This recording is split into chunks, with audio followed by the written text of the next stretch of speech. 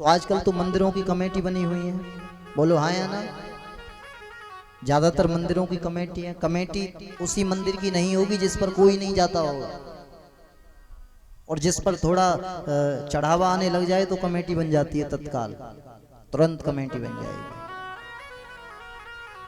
अब कमेटी जब बन जाती है, और मुझे नहीं लगता कि कमेटी वाले सभी लोग धार्मिक होते हैं या पूर्ण रूपेण आस्तिक होते हैं, मुझे नहीं लगता। कहीं कहीं तो ऐसे लोगों को प्रधान बना दिया जाता है कि जिनको हमारे धर्म से ही लेना देना नहीं है, जो हमारे धर्म के ही नहीं है, जिनको राम से, कृष्ण से, बाबा भूत बावन से कोई प्रेम नहीं, और हमने आंखों से देखा है कि वो हमारे मंदिरों के प्रधान बने हुए हैं। किसी कुआं पोखर में डूबने लायक भी जगह नहीं है कि कहीं जाकर के मर जाओ। अब उसी मंदिर में एक ब्राह्मण आरती कर रहा है, ध्यान से सुन। अब आप गए तीर्थ करने के लिए और उसकी धोती फटी हुई है, आपने हजारों रुपए लिए और दान पेटिका में डाल दिए। एक कोई सच्चा धर्मात्मा गया और उसने ब्राह्मण को बुलाया, कहा हम कुछ भेंट करना चाहते हैं, आपकी ये जो धोती है, आप हमारे धर्म के पुजारी हैं, ये शोभा नहीं देता, हम चाहते हैं कि आप एक अच्छी से अच्छी धोती अपने लिए। उसे बुलाया, उसके लिए बढ़िया एक धोती दे करके आए। अब उसका ज्यादा पुण्य है या जो पेटका में डाले आए, बोलो। हमारे धर्म का जो सेवक है, हम जिस मंदिर में अर्चन वंदन कर रहे हैं, उसकी जो रखवारी कर रहा है, उसकी जो नित्य सेवा कर रहा है, और अगर वही पीड़ित है, वही दुख में है, वही कष्ट में है, तो क्या कोई भगवान हमारी पूजा को स्वीकार करेंगे? पीछे मुझे नहीं लगता कि कोई दुनिया का देवता आपकी पूजा को स्वीकार करेगा, नहीं लगता।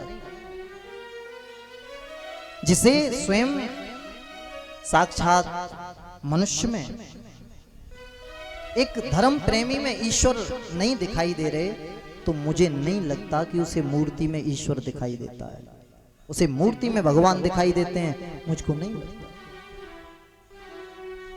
और आपको एक सुंदर बात हम बताते हैं, विशेष ध्यान से सुनना, कि हमारी जो सनातन संस्कृति है वो केवल मूर्ति का पूजन नहीं करती।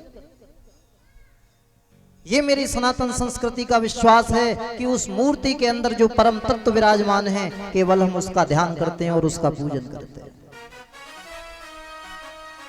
उस परम तत्व का जो ईश्वर उसके मध्य विराजमान है। क्यों? क्योंकि गोस्वामी जी ने कहा है, बोले जड़ और चेतन सब में है।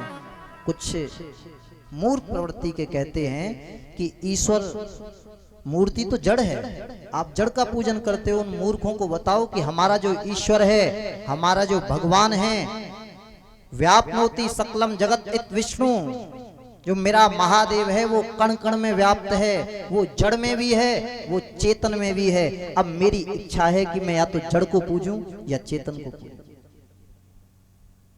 हम उस ईश्वर को, हम अपने इष्ट को कहीं भी देख सकते हैं। ये हमारी श्रद्धा का विषय है। श्रद्धा होनी चाहिए। एक गुरु जी थे भक्तमाल में, बड़ी सुंदर कथा आती है, ध्यान से सुनना। पीछे गुरु जी जब नगर में आए तो उन्होंने शालिग्राम भगवान कुछ 2-4 भक्तों को दिए। एक बूढ़ी मैया बड़ी भोली थी, बड़ी भोली थी, उसे पता लगा कि गुरुजी ने भगवान दिए हैं। वो अपने घर से दौड़ी हुई आ रही है, तभी गुरुजी घर से निकल गए, वो जा रहे हैं। वो बूढ़ी माँ आवाज लगा रही है, अरे गुरुजी आप मुझे तो भगवान देते जाओ, आपने सबको भगवान दे दिए, मुझे तो भगवान दे दो। अब गुरुजी ने विचार किया, ऐसे किस किस को भगवान देंगे। वो बूढ़ी माँ बड़ी तेजी से आए और गुरुजी के चरण पकड़ लिए, कहा नहीं गुरुजी मुझे भगवान दे दो। गुरुजी कहने लगे अब क्या आएंगे तब देंगे, अब है नहीं। बोले नहीं नहीं मुझे तो दे करके जाओ। माँ चरण नहीं छोड़ रही।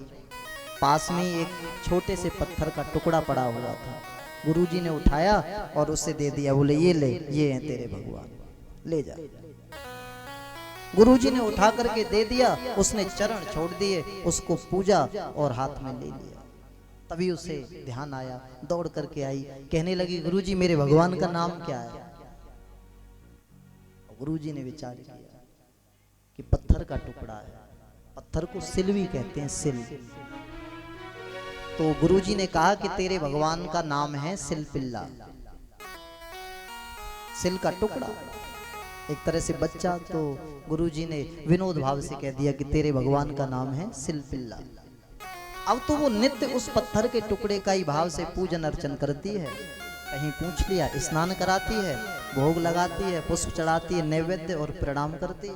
नित्य भाव से भगवान मान करके सेवा करती है, उनका ध्यान रखती है। एक दिन जब भाव प्रबल हुआ,